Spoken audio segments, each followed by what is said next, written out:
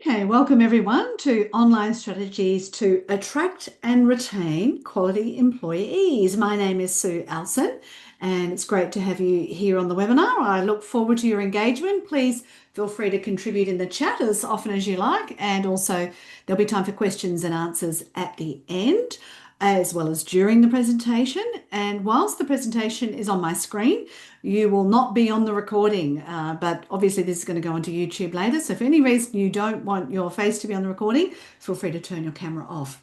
Okay, so for those of you who don't know me, I started my career 6 days after my last year 12 exam at Westpac in Adelaide. I worked in the bank in a variety of different roles for 11 years before I moved to Melbourne, got a job, found out I was pregnant, got sacked, and basically haven't had a real job since. So I've done a lot of different things over many years. My first website, newcomersnetwork.com, went online in 2001, and I joined LinkedIn in 2003. I'm a member of the Golden Key International Honour Society, Melbourne Press Club, Career Development Association of Australia, Australian Society of Authors, Writers Victoria, and Educate Plus, which is for advancement professionals. Some of you ordered books when you registered, but if you would also like to check out my 5 books, you can see them at sueelson.com/books, and more about me and my services and pricing is online. So every presentation I run in my webinar series, I include my latest statistics from my social media profile. So you can see here, obviously I focus on LinkedIn as my main social media platform. If you scan that QR code, it will take you to the contact page of my website and you can follow any of those that are your favorites. And pretty much the content I share on each one is the same every time. Now, this particular webinar is about attracting and retaining quality employees using LinkedIn or other online activities, mostly your enterprise website. And obviously we want to improve the quality of applicants because we know that a lot of people are using generative AI to generate more and more applications for more and more jobs. So a lot of people who use the traditional advertiser job and receive applications are receiving a lot of random applications that are just not suitable. And obviously I also want to help you gain practical tips to enhance your recruitment, selection and retention techniques. And there is a survey. So if you need to leave the webinar before it's over, please, when it pops up, answer the few questions, because I am planning my next webinar for the beginning of 2026. And I would like it to be related to LinkedIn, but I'd really be interested in what you would like to know about LinkedIn at the beginning of the year. Now, this recording will go online on my website later this afternoon, and that is the link where you can get it. And the slides are already on that link if you'd like to follow along. So today what I'm going to focus on is a bit of a background with data, statistics and general practice that is good to recommend in this instance. Remind you a little bit about the recruitment process of preparing, processing and deciding on candidates, tips for your website and digital presence, tips for your LinkedIn company page, tips for your job ads, whether they be on your website or elsewhere, tips for your online recruitment search, tips for your selection process, tips for your retention process, and then summarize those main recommendations. Now, as a LinkedIn specialist, I'd like to remind you to check out the LinkedIn user agreement. There is a section 8 called Do's and Don'ts. It only takes 1 minute to read it, but definitely worth you doing. You cannot outsource this and have somebody else logging into your account, particularly if they are overseas. So your account could be suspended or removed without warning if you do that. Also on that same page of the internet is the professional community policies. And so that's also a good little reminder about what is okay to do on LinkedIn. So essentially we cannot outsource, but we can systemize. So please do not use random tools to collect or scrape data or process things more quickly for you. Either use the systems within LinkedIn or systemize what you do yourself and develop some quality procedures. So first of all, I'd like to know, why are you here today? So if you can pop a number in or numbers in the chat that relate to your reason for being here. Are you an HR or recruitment person within the employer itself? Are you a recruiter? Are you a decision maker in an enterprise and thinking about attracting and retaining quality staff? Are you self-employed consultant or freelancer or something else? So please pop your number in the chat and that will give me a bit of a clue as to what your background is. It only takes a second.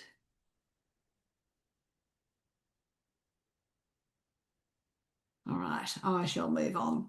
All right, looks like we just got listeners here today.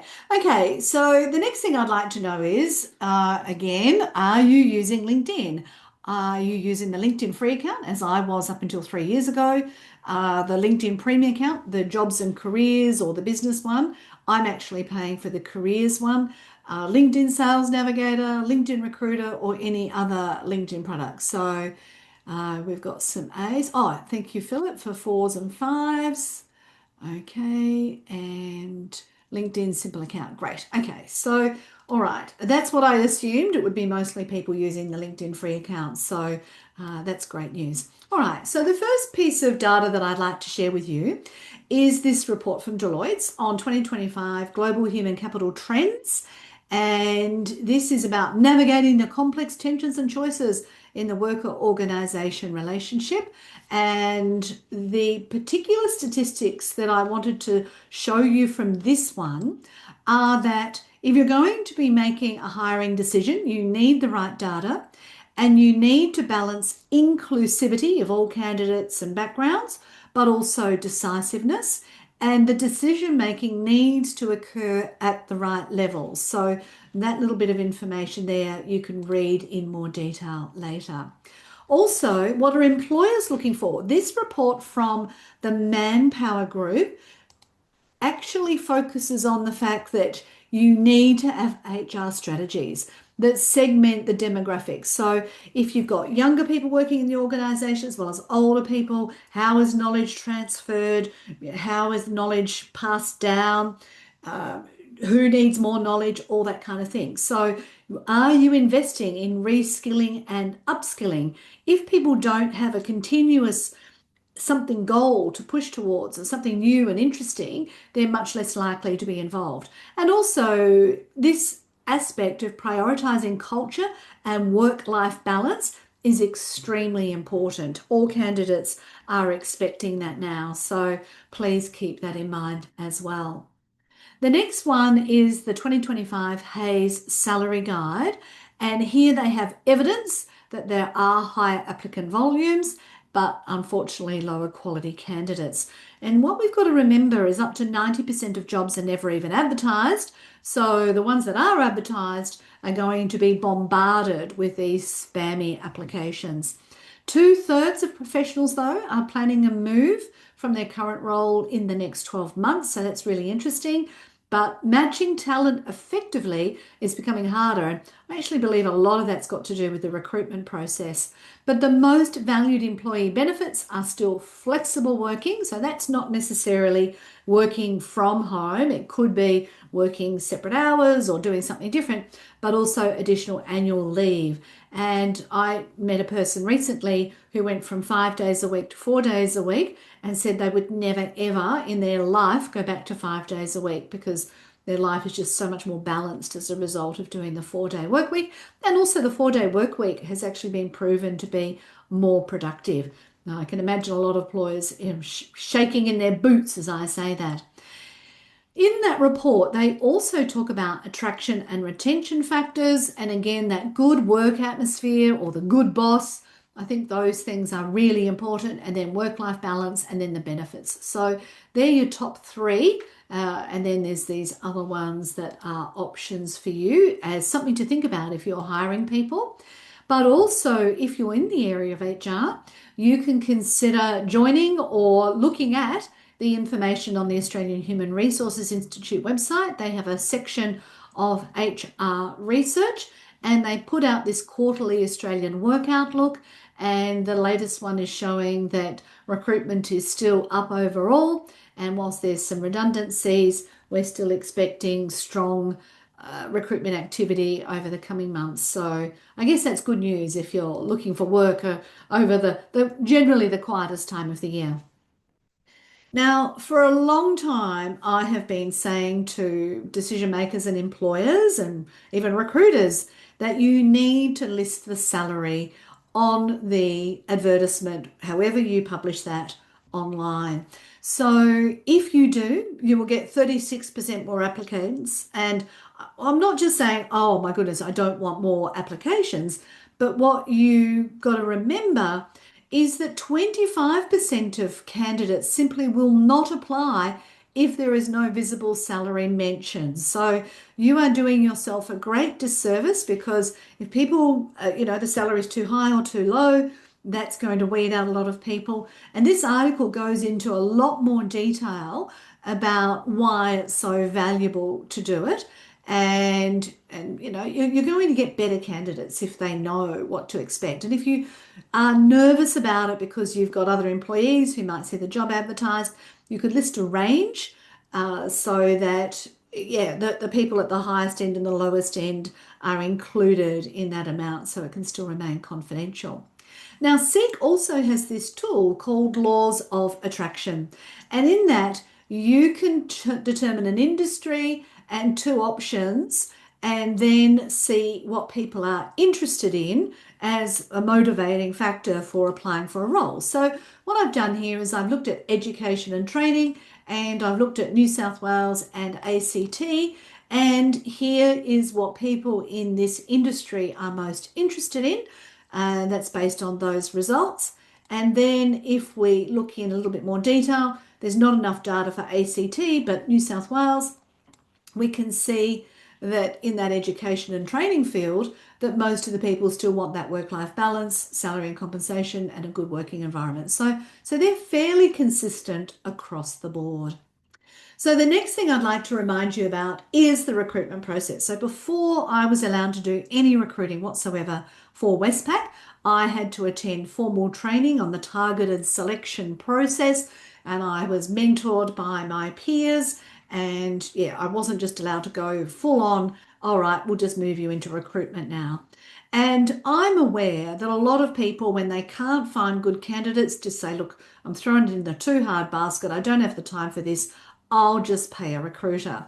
And so what I wanted to focus on today is some of the simple techniques that you can use if you don't want to pay for a recruiter, or if you are a recruiter, other ways that you might be able to use the interwebs as a way to source quality candidates. And obviously, I'd like to encourage you, if you haven't had any formal training, even if it's just a micro credential, you consider doing it, because it should be a fair and equitable process for all candidates, and you do need to be aware of any unconscious bias. You also need to develop a consistent approach for every person who you put through this recruitment process. So how are they invited to apply? How do you review the applications? How do you sort them? Who do you interview? How do you assess them overall? And then how do you go about letting them know that they've been successful or unsuccessful? And I was really surprised recently when I was speaking to an organisation about their attraction, recruitment and retention process, and they told me they didn't have any performance management data on any of their staff. And so they had no idea of where people were coming from when they got the job, who was most successful in their role, how long each person had stayed. They had no HR data whatsoever. And obviously, if you don't know that information, you're not necessarily going to know where are the best candidates going to come from in the future. So obviously, what we found at Westpac was our best quality candidates in terms of performance, longevity, all the rest were friends and family of existing staff members. And that helped us decide that the best way for us to attract more candidates is through our existing staff, because obviously nobody's going to recommend a candidate that they don't want to work with themselves. But at the same time, if you've got a big hiring job, you've got to consider your time versus your budget. And also, if you make a wrong decision, that's going to be very, very costly. So don't just think, oh, well, I'll do this quick and dirty option and sack them if it doesn't work out. You're going to waste a lot of hours doing that process. So having a good quality recruitment process can make a world of difference. You also need to ask for feedback and review your recruitment and selection strategies at least every 2 to 3 years. And I would suggest that you even interview those new candidates, not just for the job, but after they've started, how did you feel about this recruitment process? And think about how much your organisation spent in both cost, in terms of advertising cost or whatever, or as well as the time you spent actually going through that process. So if you put up an ad and got 300 applicants, how did you go through those 300 applicants? And what is the relationship like between your team of people doing the selection process and the person who this person will be working with?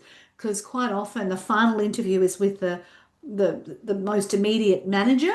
And if that immediate manager hasn't been briefed on the candidate, or you haven't got a clear picture of what that manager wants, the whole process can fall down again. So make sure there's really good, clear expectations and communications and consistent messaging, not just with yourself and the candidate, but also yourself and the decision maker in the enterprise who's going to be working with this candidate. And also, how timely are these things done? And I remember another person went for a job in a call center. They applied on day one, they were interviewed on day two, and they started on day three. I mean, I have never seen anything work as fast as that in my life, but I was very impressed by how efficiently they got through that. Now, the next thing I'd like to talk about is your website and digital presence for your business. So at the end of the day, LinkedIn is fabulous. I love it, but you don't own it. You only rent your time and place on that location. So what we've got to remember is that any candidate worth their salt is going to check out the enterprise website, and you need to make sure that it reflects what it would be like to work there. All of the details correct and accessible. Quite often there's a form on a website that doesn't work. Make sure you've got a home, about, contact and privacy policy page. That's the minimum that Google expects from your enterprise website. And make sure it's been search engine optimized, in particular for suburbs that are close to you. So as I said earlier, I don't have a huge desire to encourage people to work from home, but I definitely encourage people to work close to home. That can make a huge difference. Are you aware that AI is going to be scraping the information from your website and putting that into AI results? Last night, I heard someone who was going for a job interview, and they put the job description into a generative AI platform. They said, can you please prepare questions that I might need to answer in a job interview? And then they asked for the answers as well. And they printed that out. They got to the interview, that was yesterday, and the person had obviously done exactly the same thing with the same generative AI platform and actually had the same questions and answers. And so this person ironically turned out to be particularly well prepared for that job interview. But what concerns me is that the hiring company were using AI to do that. And in my view, you should know enough about the role to be able to ask the right questions. You shouldn't need to have AI manually do that. And as obviously the candidate could do the same thing. Make sure the content on your website is mobile friendly. A lot of people will be looking at that information on their mobile phone, and make sure there's lots of white space and bullet points. Is everything else on your website correct? Like the phone number even. Is there a CEO's message, but also other staff's content on the website? Because some people like to know who the boss is. And you could also consider creating individual pages on the website for each staff member. So I also do work for Spectrum Analysis. And if you Google one of their staff members, one of their pages on the Spectrum website can appear. Now, the next thing, apart from your website, which is part of your digital presence, is your social media. Now, obviously, LinkedIn comes under that, but it could also be that a lot of people know you via your Facebook or Instagram presence or TikTok or YouTube or something else. So make sure that on those socials, if a candidate was considering you as an employer, there's something about the staff in those social media posts. And make sure all of the profiles have been updated with the same logos, taglines, and basic look and feel? And also, have you asked all of your existing staff to follow you on social media? It makes sense, doesn't it? But if your staff engage with your content on social media, it's going to go more viral. It's called employee advocacy. So if they start liking the content that your enterprise puts out and adding comments, woohoo, that is exciting. You might also like to have a staff-related series. In the education field, there's somebody doing little videos called Behind the Blackboard, and it talks a little bit about the teachers who teach at that school. And I think that's a really interesting idea. And also, lots of organisations that I go to, they have a social media policy and no one knows where it is, and they haven't read it either. So obviously, if you're going to go into this online recruitment space, you need to be across that. And also, don't forget, it's not just about the candidate's LinkedIn profile, it's about your LinkedIn profile. Is your LinkedIn profile up to date? Because if I'm going to be interviewed by you tomorrow, I am definitely going to check you out on LinkedIn to find out a little bit more about you. Now, the next thing for your website is to have a careers page of some sort on there. Now, some organisations list all the jobs on the one page. I don't recommend that. I recommend that you introduce all the jobs on one page, but then you have an individual page on your website for each role. So that way, if they were Googling it or looking for an accounting job, near me, and you've mentioned your suburbs, then that page of the internet could come up in search results. So that would be amazing. But also, do you reuse the information? If you're looking for a new accountant, like you hired one 3 years ago, do you recycle some of that stuff that you've already used previously? And do you have a consistent format for sharing each role? Do you have a strategy for sharing roles in your email newsletter or your LinkedIn newsletter, in local publications if you're in regional areas of Australia? Are there other jobs boards or professional associations where you would like to post the details? Do you have a plan for distributing it and then linking back to your enterprise website? Do you have a main careers page which talks about what happens when you apply for a role at our company? So do you send confirmations that you've even received the application? Do you say the process will be completed within 3 weeks, and if you haven't heard, it means you've missed out? Or do you say we let everyone know within 3 weeks of receiving the application? It's up to you. But do you recommend also that when people apply for a role at your enterprise, that they follow you on social media as well? This is a good way to maintain relationships with people who could be future candidates. They might have missed out now, but they might be able to apply again in the future. And when you talk about a role, are you focusing on essential skills or everything that you would miraculously expect one person to have, which is called desired skills? So I'd say please err on the side of essential skills rather than those absolutely must-have skills, because it's unrealistic to expect somebody to have everything. And are you listing some of the extra features your enterprise may have that would be of benefit to someone? So let's say it's an inner city role and the person could have on-site car parking. That could be something that would be tremendously beneficial for someone. Others are probably a bit more climate conscious and happy to catch public transport. Fantastic. I think if you're going to the same place every day, it's almost mandatory you should consider it. But these could be other benefits that people find value in. And for the internet to recognize that page of content, you really need to have a featured image on that page and a video. So if you've got that video, hi, my name's Sue, and here at XYZ Corporation, we welcome your application to a role. When you apply to us, well, this is what we will do, and this is the assessments we generally complete, this is the interview formats we have, and we look forward to receiving your application. You can put that same video on every job ad, or you can do a different video depending on the role. Maybe you're looking for a new CEO and it needs to be something spectacular, so you do sort of an extra explanatory video on that.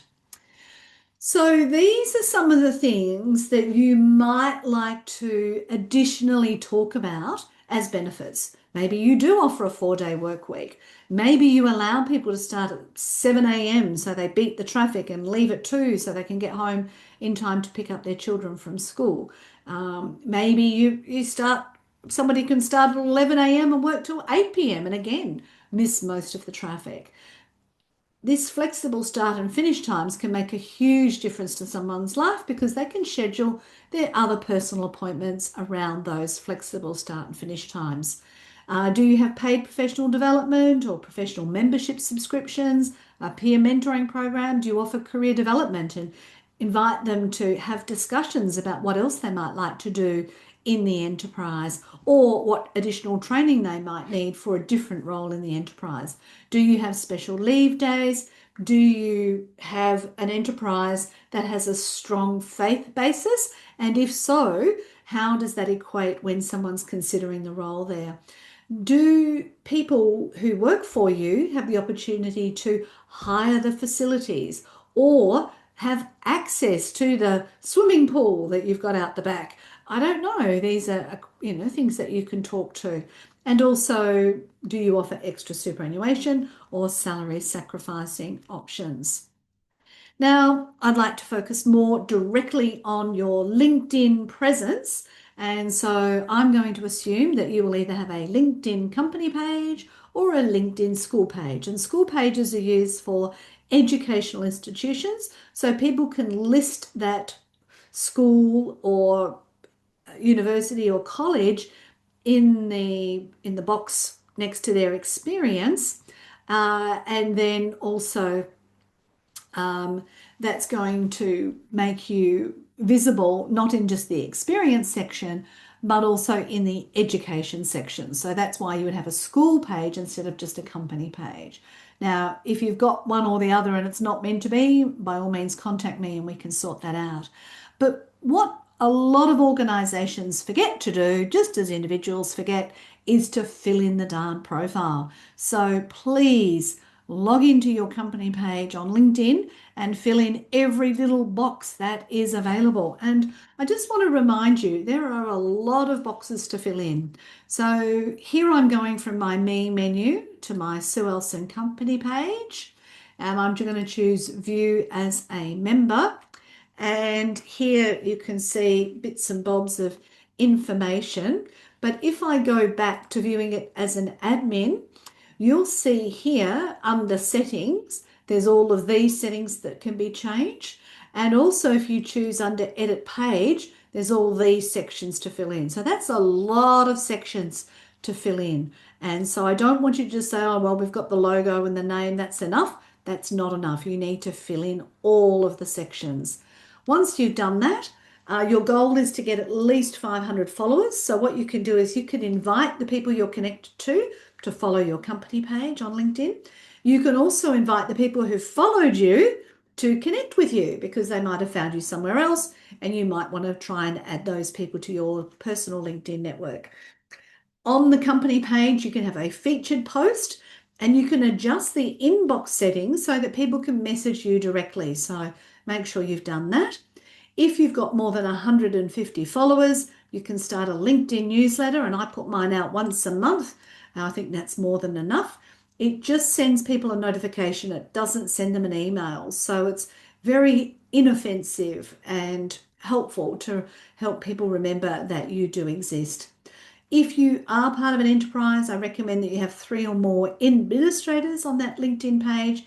You do not need to have a premium page to do everything I'm showing you today, but by all means, if you want to, you can. It's much cheaper if you pay for it per year rather than per month. And likewise, that you don't need a premium page, you don't necessarily need a jobs or life page, and that is an extra cost and it's not publicly visible. You would have to contact business.linkedin.com, and then based on your activity, they give you some sort of price from some random salesperson you can never contact again. So just be warned, if you do pay for anything, make sure you know what it is and that, you get the best value out of it. I don't believe you need a premium page. I do believe that you need to have at least 3 administrators on that company page. You don't necessarily need a jobs and life page if you're contacting people directly and inviting them to apply. But I do encourage you to invite staff to follow your LinkedIn company page for the enterprise and then click the bell and choose all notifications. Now, the job ad itself. So whether you call this a job ad, a job description, something to work to with a resume, here's just one possible layout for an SMSF accountant. And there's something missing. I've already told you. Can anybody pick what is missing from this advertisement? Because we've got a description of the role, professional skills, personal skills, technical skills, benefits. I haven't mentioned interests, but that's another section you could add in. But I've put in a description of the organisation. It's not linking to the exact page on the Moneta Super website where it could have been published. It is linking to the advertisement on LinkedIn, and it's also not showing the salary. Did anybody pick that up? Phil, yes, Philip, excellent, well done. I do recommend that you put either the salary or the salary range on the advertisement as well. So well spotted. Now, if you don't know what the salary should be, you can create a My Future account, and for every role, they give you a salary range, a forecast demand for that role, and also the professional associations directly related to that type of role. So that's going to be helpful to you as well. Now, if you're going to use LinkedIn to look for staff, obviously you would know that it's been around since 2003 and acquired by Microsoft in 2016. And it's a networking and research tool, but also very good for publishing. It used to just be like an online resume and job ads website, but now it is a skills-based platform. So you can fill in skills in multiple sections of your LinkedIn profile. Sadly, most people do not complete their LinkedIn profile in detail, and a lot of job ads attract candidates who are simply not eligible to apply for the role. They might be overseas, they might be on a student visa and can't work full time. Who knows, any number of reasons. And advertising can become very expensive very quickly. So if you pay for an ad on LinkedIn and forget to turn it off, you can very quickly end up with a bill of $600, $800 because it keeps charging until you cancel that advertisement. So yeah, keep that in mind. Sadly, a lot of people do not complete their LinkedIn profile in full, which means it's hard to find good quality candidates and obviously harder for you to secure a role because when people look at your LinkedIn profile, there's not much information on it. Unfortunately, most job ads attract ineligible candidates. So somebody from some foreign country wanting a visa will try and apply online. And of course, they're not suitable, but you've got 50 applicants and you're thinking, well, I should be able to find someone out of 50, but unfortunately, no. And you can also do on LinkedIn searches for people via that task, as we've just talked about, or you can look up the services category. So if we go into LinkedIn and we look for that senior project manager in construction, what you'll see the choices are is there is people, right? So this gives you the name of people who could potentially do the job. But the other option, one of these other filters is services. So if we choose services instead, these people have nominated that they do that project management stuff, and then they appear in those search results, which is different to just the people candidate one. Now, from what I can gather, most of you are not shelling out money for Sales Navigator or Recruiter Lite. But if you are interested in the full Recruiter, it appears to be around $9,000 because they won't give it to you unless you have spoken to a salesperson, which they probably try and upsell you on more than you need. So I'm just sort of reminding you, I just use the jobs and careers one, not the business one, not Sales Navigator, not Recruiter Lite. The annoying thing about Recruiter Lite is even though you're paying that money, you still only get one job out a month, which I think is nowhere near enough if you've got an organisation that's going to be hiring on a regular basis. But if you want to go down those paid options through LinkedIn, you'll need to go to business.linkedin.com and chat online to a sales rep who will try and understand your needs and sell you something probably just over what you need rather than just what you need.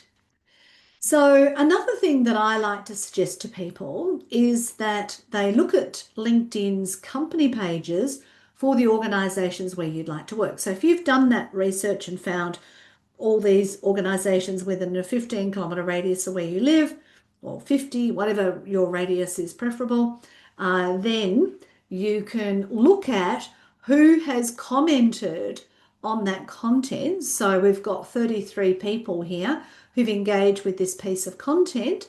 And then you could look at the list here because these people are active on LinkedIn. So even if they don't know someone who is suitable for a role, if they're active on LinkedIn, they might know somebody else who would be suitable for that type of role. So don't underestimate the value of looking at the people who've engaged with specific content on LinkedIn and then reaching out to them because, as I said before, most professionals are looking to move on within the next 12 months. Now, if you want a little bit more help, you don't want to do it manually like that, you can do something called a Google Advanced Search. So this is a screenshot of the screen. So you can see here I've put in Senior Project Manager and the word construction and the word Melbourne and LinkedIn. And then if I click Advanced Search, it's going to bring up a whole bunch of potential people for me to talk to. And I can right click, open each one in a new tab, and then decide, do I want to speak to each of those possible candidates, and then pass on details of the role and invite them to either, pass it on to somebody who would be relevant or interested in the role. That could be them. They might not want to pass it on, but we don't say, please apply for the role. We're trying to encourage that virality of going to good quality candidates. Now, some of you have not done anything on any other platform apart from Seek, and it's been around since 1997, and a lot of people in Australia know it as a destination site for job seekers, but still, even though they're all full of ads, there's a lot of jobs that are never advertised, so don't forget that. You can create a job seeker profile on the Seek website, and you can also verify it with your personal credentials, and then employers can create ads or use talent search. Now, the reality for me is that most people don't wake up in the morning, log into LinkedIn and happily sit there for the next 8 hours. It just doesn't happen. Because they've all got jobs and other things to do. So with that in mind, you've also got to say to yourself, how often do I log into my LinkedIn account? So let's say you've been a bus driver for 24 years and you've got a LinkedIn profile. How much of the day, if you're still bus driving, are you going to be spent looking at LinkedIn and trying to network and do something else? Not a lot. So any candidate you're looking for, you've got to say, where can I find this candidate? And then you've got to include the link to that job as it appears on your website so people can look at it and say, yep, I'd like to take step 2 and go forward from here. Now, similar to Seek, Indeed is also an aggregator of lots of ads, and well, it is an aggregator, but it's based in the US. So it has obviously a bigger budget for platform development, and that's cool. It provides a comprehensive list of trending searches, trending jobs, popular cities and popular companies where you might consider working. You might not have even heard of these, but once you look at this data, you find something. And they've got economic research that you can subscribe to. And I believe there's some sort of benefit on being involved with an organisation that's so large because they're going to have a lot more tech in place. So let's assume that everything looks fabulous on your website. And if you've advertised the job online, the advertisement looks terrific. Now what we've got to do is say, all right, with the candidates we receive, what are we going to do? So obviously remember your recruitment skills and set some realistic expectations. If you're recruiting, the 2 days before a long weekend, I don't know that too many people are necessarily going to either A, apply, or B, be contactable if you wanted to organise a quick turnaround interview. You need to set those realistic expectations and be aware of any unconscious bias. And I remember the story of one person who went to a group interview for a part-time receptionist job, and when they turned up, there were 13 other candidates there ready to be interviewed. Now, that is a waste of at least 10 people's time, because you really shouldn't have any more than 3 people that you would be interviewing. You might get to your top 6 from the people who've applied, but yeah, you definitely don't want to be interviewing 14 people. Now, I've also heard a bit of a nasty trend of people promising to come to a job interview and then just not showing up. Now, if you've gone to a lot of trouble to hire a room and make sure someone was there to meet the person and bring them into the room and so on and so forth, and then you find out, oh, they're cancelled, that's going to be, a lot of work for no return. So I do recommend that the first interview be an online interview. So if they don't turn up, there's not a huge amount of time lost in that whole setup process. Also, keep your candidates informed along the way. So as soon as they've applied, saying we're planning to make a decision by such and such a date, in the meantime, we'll be doing A, B, and C. And if anything changes, we'll let you know. That's nothing wrong with sending that through. If you've got those top 3 candidates and you've asked them to do something, so not just turn up for an interview, but maybe prepare a brief summary of X or complete this manual task Y. But if you're going to be borrowing people's time to get them to do this, I would also like to suggest that you consider giving them some form of payment. Now, only a token amount, like a $50 gift card, nothing to do with alcohol, gambling, racing, smoking, drugs, obviously nothing related to that. But so I think just a sort of a $50 supermarket card, you can buy a variety of different things with that. And that's just a way to say, thanks for making the effort to come and spend your time with us to apply for a role. We appreciate that it takes time and energy to have the right clothes, turn up on time, and provide information during the interview. Always make sure that your individual manager is well informed. You don't want them getting a surprise candidate that you're putting forward. And every offer that you make to a future employee should be in writing. So that doesn't mean a letter witnessed by 2G justices of the peace. It just means that, you want something reasonable for them to go on. Now, your selection process. Please, please, please remember your recruitment skills. Set those realistic expectations. Be aware of the bias. Focus on that.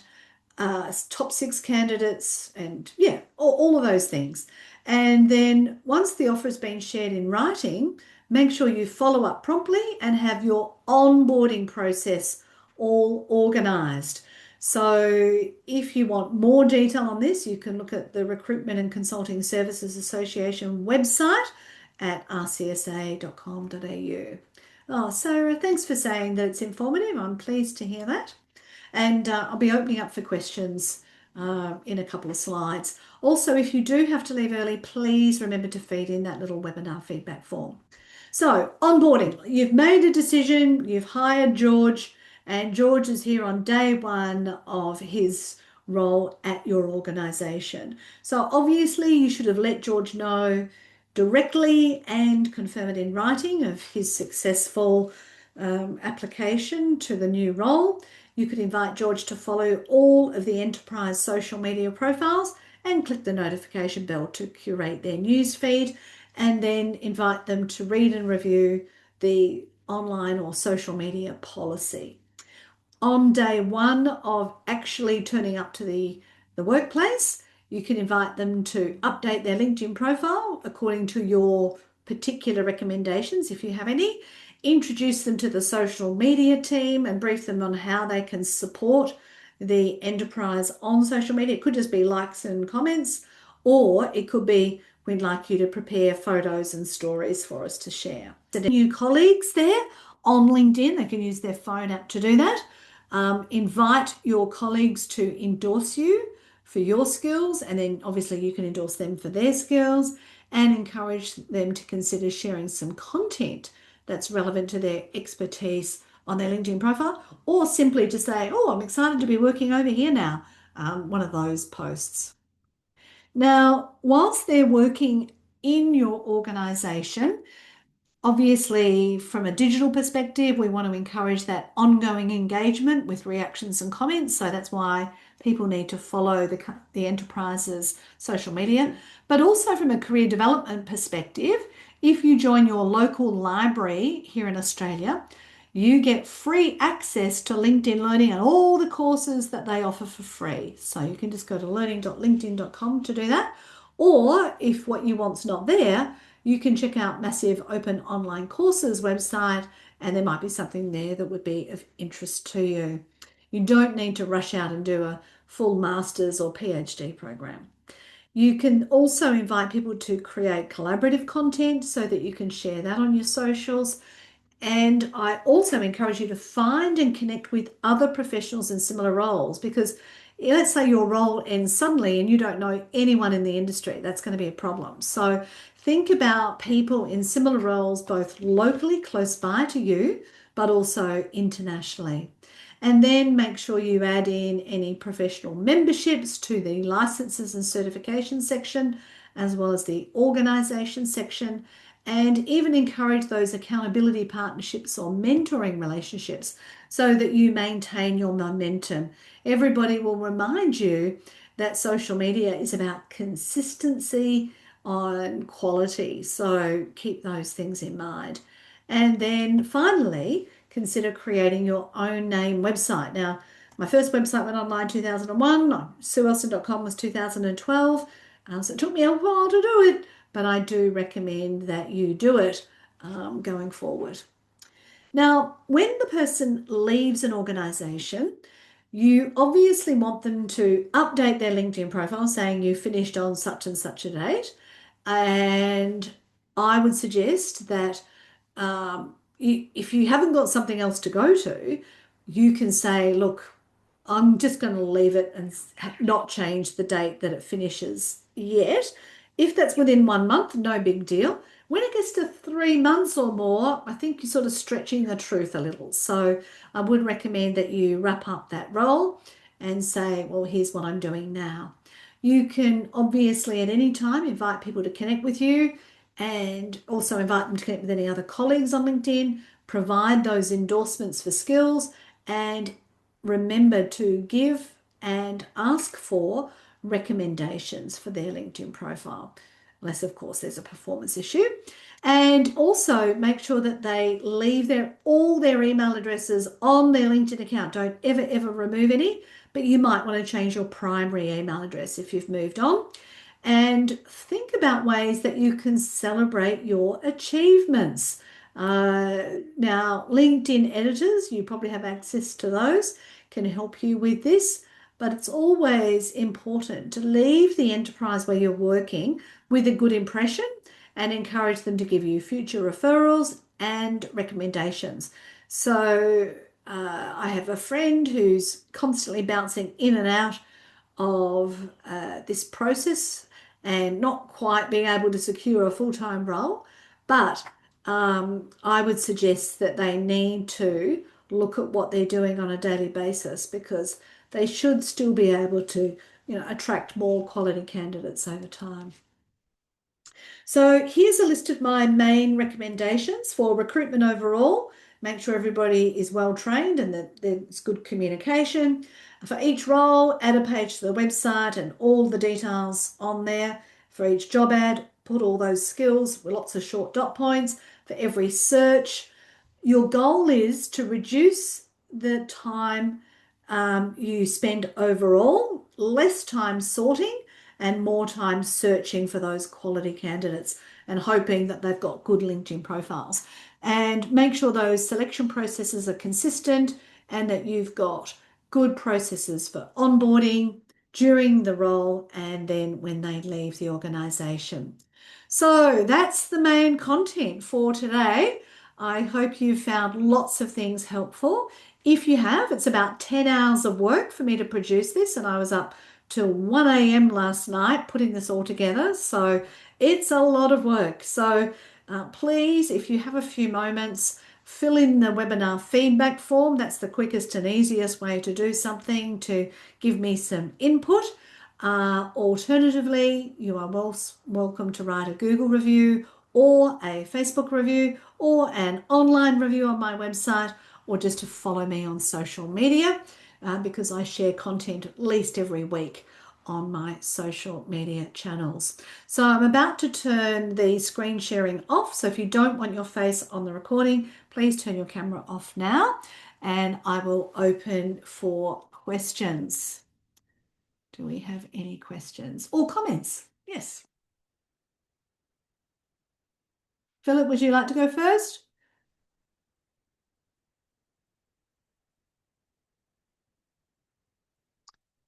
If you can just transmit. Oh, brilliant as always. Thanks ever so much for your absolute professional and in full depth, all inclusive presentation.